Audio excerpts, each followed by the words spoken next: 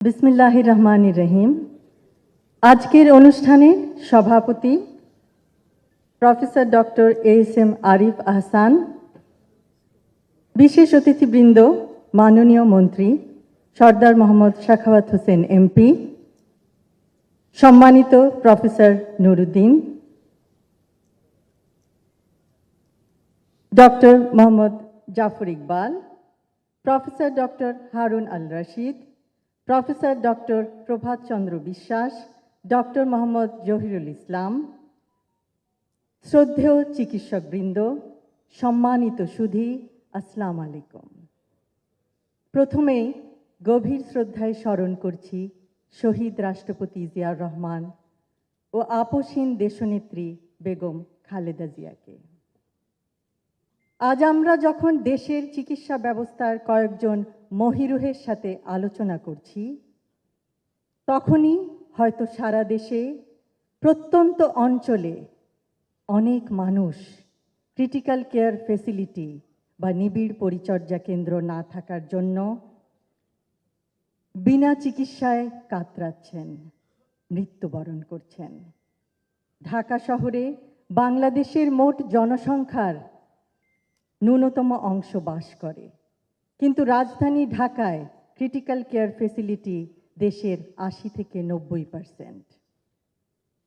বিভিন্ন গ্রামে critical care চিকিৎসা ব্যবস্থা একেবারেই অপ্রতুল। Bangladesh society of critical care medicine এই ক্ষেত্রে বিরাট অবদান রাখতে পারে। বিগত বছরের অবহেলায় বাংলাদেশি ক্রিটিক্যাল কেয়ার ফেসিলিটির এক ভয়াবহ চিত্র। প্রতি ১ লক্ষ দেশবাসীর জন্য ক্রিটিক্যাল কেয়ার বেডের সংখ্যা ১.৭। সাধারণ হাসপাতাল বেডের সংখ্যা ১ লক্ষ দেশবাসীর জন্য মাত্র ৯টি। ৬৪ জেলার মধ্যে ৩৮টি জেলায় স্থানীয় হাসপাতালে কোনো ক্রিটিক্যাল কেয়ার বা নিবিড় পরিচর্যা কেন্দ্র নেই। দেশের ৮০ থেকে ৯০% ইন্টেন্সিভ কেয়ার ইউনিট রাজধানী ঢাকায় অবস্থিত, কিন্তু ক্রিটিক্যাল কেয়ার ইউনিটগুলি মূলত বড় শহরের হাসপাতালগুলিতে। আমাদের ৬৮ থেকে ৭০% দেশবাসী বাস করে গ্রামাঞ্চলে। তাহলে তারা কিভাবে ক্রিটিক্যাল কেয়ারের মতো সেবা পাবে? কেউ অসুস্থ হলে তার জন্য কিভাবে সর্বোচ্চ চিকিৎসা সেবা প্রদান করা যাবে? নবজাতক শিশু, অন্তঃসত্ত্বা মা, নিউমোনিয়া বা স্ট্রোকে আক্রান্ত বয়োবৃদ্ধ অথবা সড়ক দুর্ঘটনায় আহত তরুণ সকলেই ক্রিটিক্যাল কেয়ারের অভাবে শীঘ্রই মৃত্যুর কোলে ঢলে পড়ছে। কিন্তু নিঃসন্দেহে পরিস্থিতির পরিবর্তন সম্ভব। আমরা সংকল্প গ্রহণ করলে আর কোনো দেশবাসী তার গুরুতর শারীরিক অবস্থার সময় বিনা চিকিৎসায় মৃত্যুবরণ করবে না। সকলে একসাথে কাজ করার মাধ্যমে, সুষ্ঠু পরিকল্পনা বাস্তবায়নের মাধ্যমে ক্রিটিক্যাল কেয়ার ইউনিটের সংখ্যা বাড়ানো সম্ভব।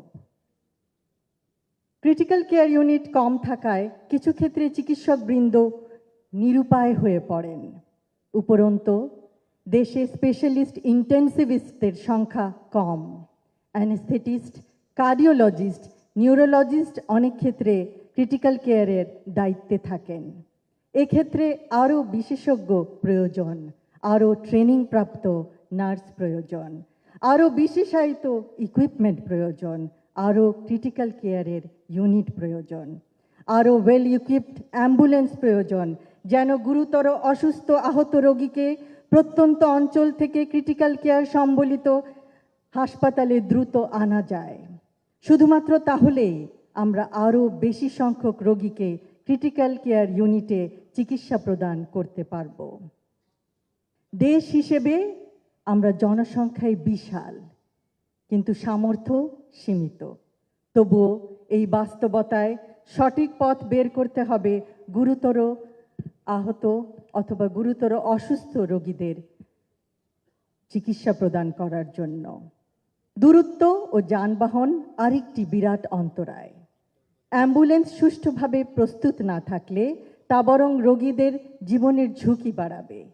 প্রত্যন্ত গ্রামাঞ্চলে ক্রিটিক্যাল কেয়ার প্রদান করতে না পারলেও অন্তত প্রপারলি ইকুইপড অ্যাম্বুলেন্স দ্বারা রোগীদের সদর হাসপাতালে আনা যায়। সদর হাসপাতালগুলিতে ক্রিটিক্যাল কেয়ার ইউনিট নিশ্চিত করা হলে নিশ্চয়ই পরিস্থিতির উন্নতি সম্ভব। আশা করব আগামীতে ক্রিটিক্যাল কেয়ার চিকিৎসা সেবার অভাবে মৃত্যুর হার যেন আর বেড়ে না যায়। একটি মৃত্যু একটি পরিবারকে সর্বশান্ত করে দেয়। আজ Bangladesh society of critical care মেডিসিনের 2026-এর ন্যাশনাল কনফারেন্সে আমাকে আমন্ত্রণ জানানোর জন্য আমি এই সোসাইটির সকল সদস্যকে আন্তরিক ধন্যবাদ জানাচ্ছি। ধন্যবাদ জানাচ্ছি তাদের মানবিকতা ও কঠোর পরিশ্রমের জন্য।